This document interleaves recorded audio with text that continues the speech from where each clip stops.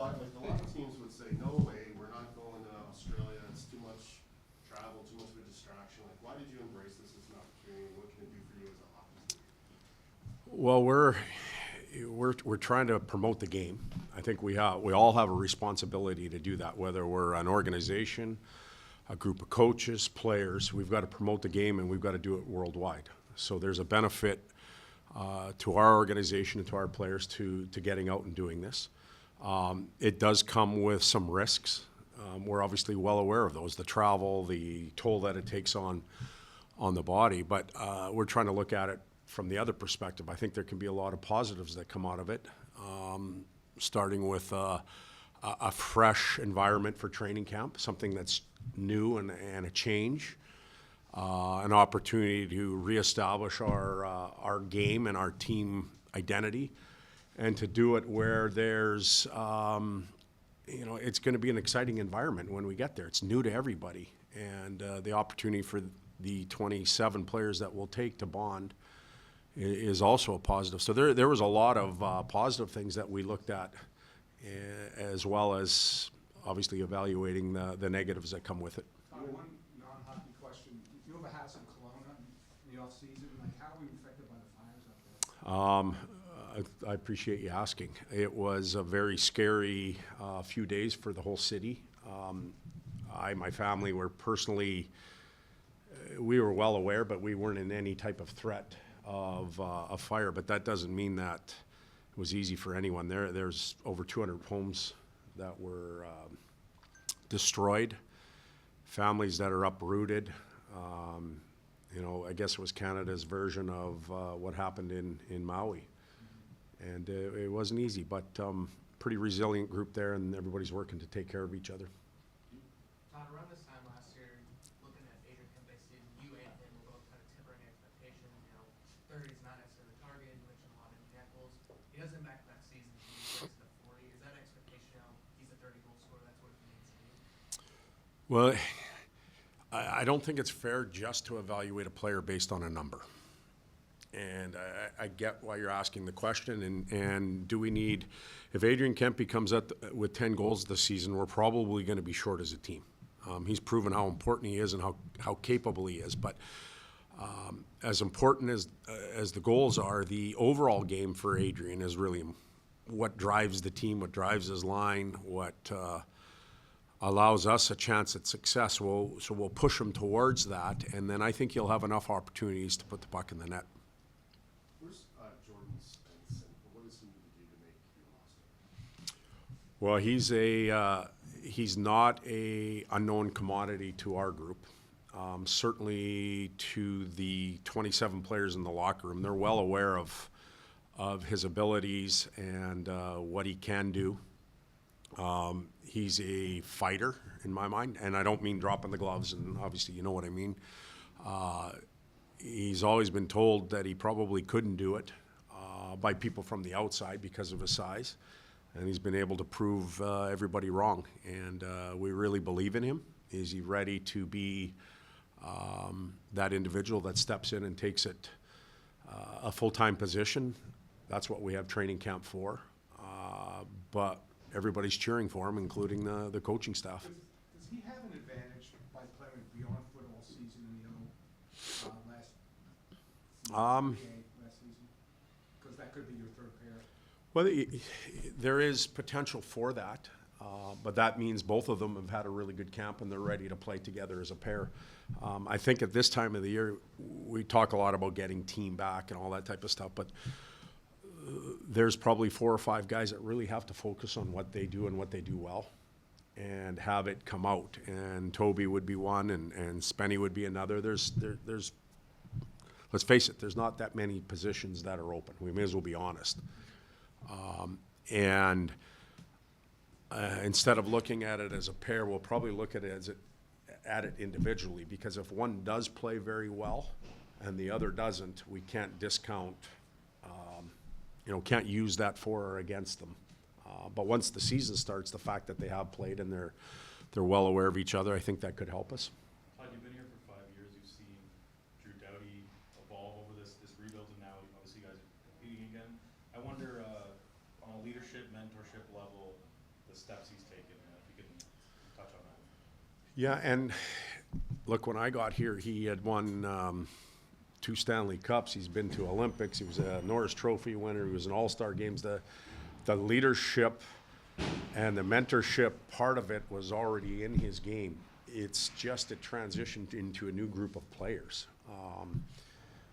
When I look at Kempe, Drew, and Trevor Lewis, those are the 3 players that are left from that era, and they all have to take on a mentorship role. But we now have the ability to hand some of that off to others. Deneau, Dubois, Kempe, up front Moore, you can go on, Fiala.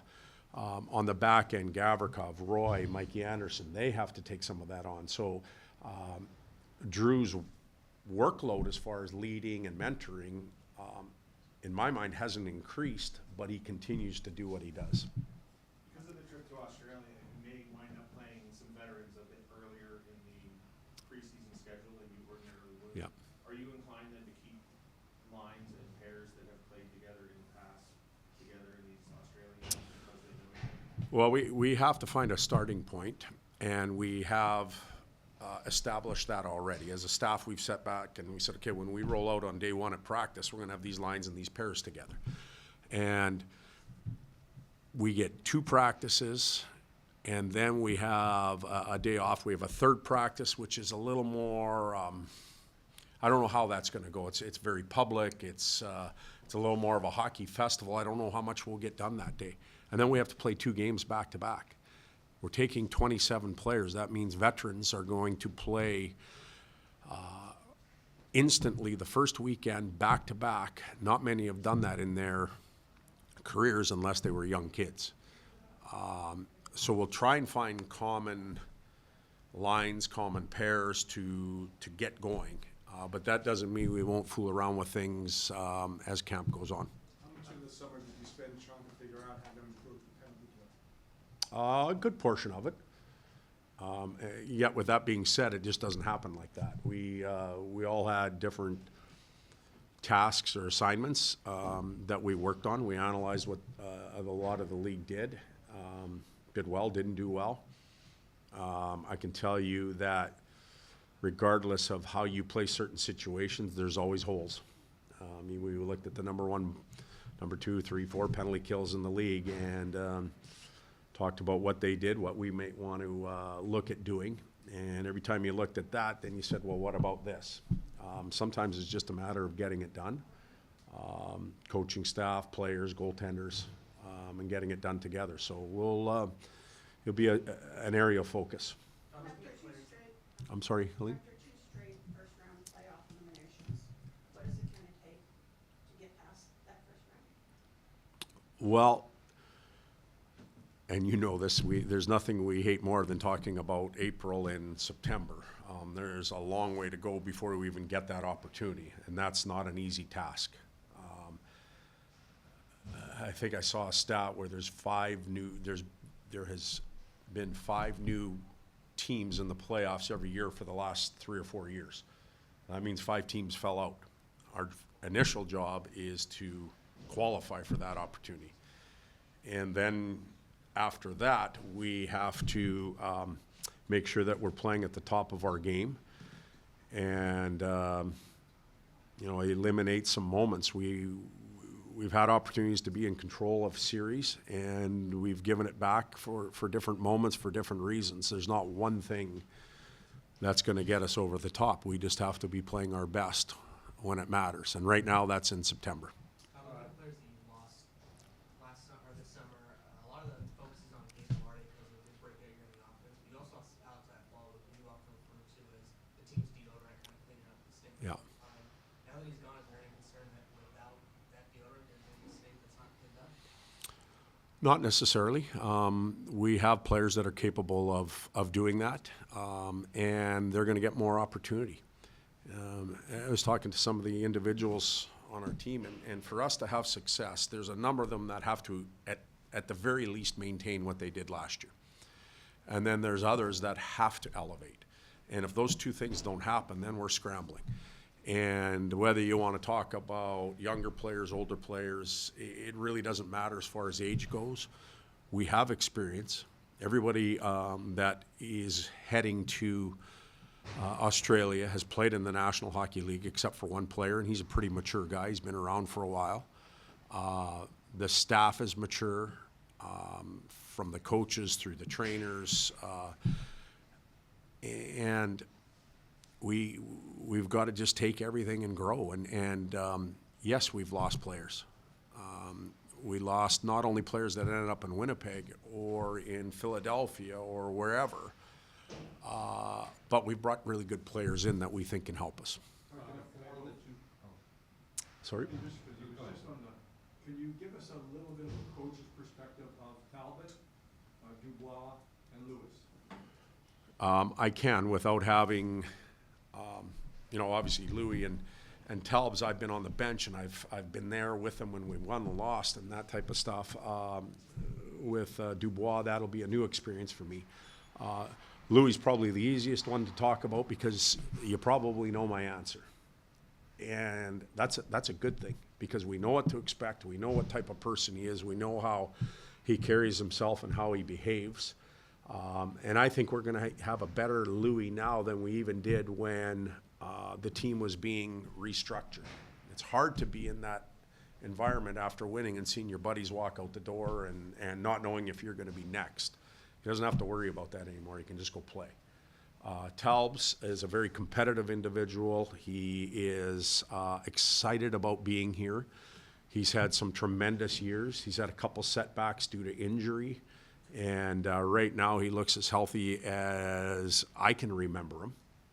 And the fact that coach is, because Trent Yanni was with him a little bit, I believe, as well, but at least Todd was there with him. I think that helps him and me with a little more comfort level. But when the game starts, we all have to perform and get it done, and that'll be expected from him. He wants it that way. The four that you can run at center, how much of a benefit is that going to be for you? And how does that group stack up with the best in the West and within even your own division that should be contending? Well, we're fortunate to have the group that we have down the middle when they're playing their best. And it's our job to get them there and the players' job to get there as well. And if they are at the top of their game, we feel that we can stack up with any team in the league. There's only one of them that can basically be on the ice at a time, though, playing center. And they're used to, even going three deep. And I don't mean any disrespect to Blake Lizotte here, but going three deep, that's still a tough distribution of ice time. And this is why there's coaches that have to put individuals together.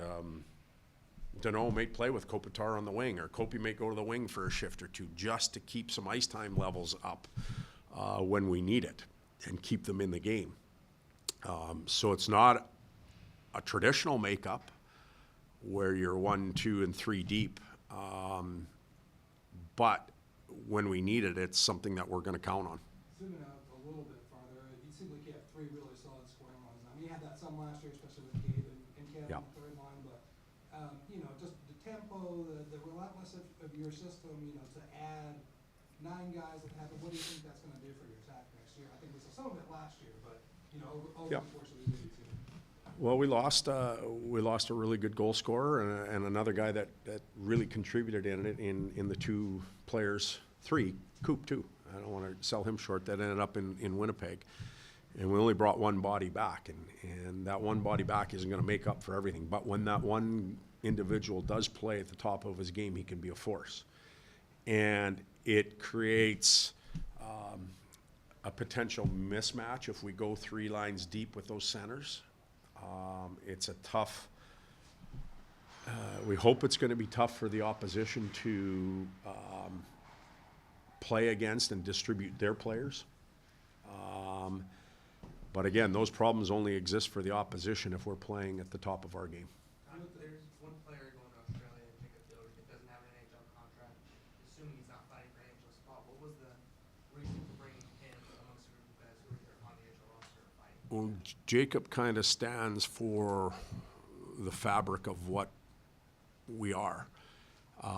He's an individual that's been here, and he's been shepherding the organization down there, taking care of individuals for a long time. He gets injured, and he spends an unreal amount of time for the past season trying to completely rehab. Had he not been injured, he might very well be on an NHL contract. So we want to recognize that as an organization. We want to reward him for doing his work, and we'd like to see if we, eventually do sign Jacob to an NHL contract and perhaps use him during the year. So there's a lot of reasons for bringing him, and there's also reasons for leaving others behind. There's a group that's going to play like right now or right away, and they're already getting their feet wet. That's a good thing for them too.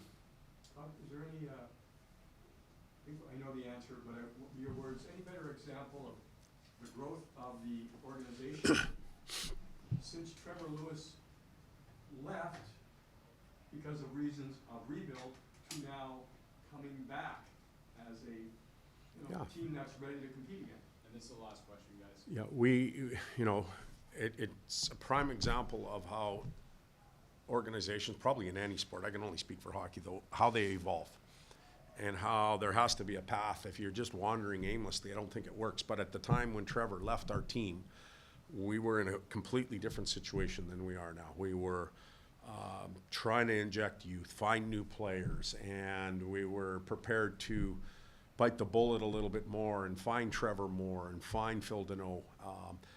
Now we're at the other end of the scale, and Trevor Lewis fits our organization much better now than he did that year. And that's why I think he's even going to be more effective. He's in a different environment right now.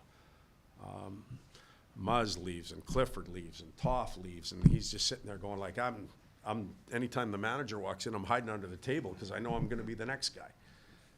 He doesn't have to worry about that, but he does have to play well and contribute, and he knows that.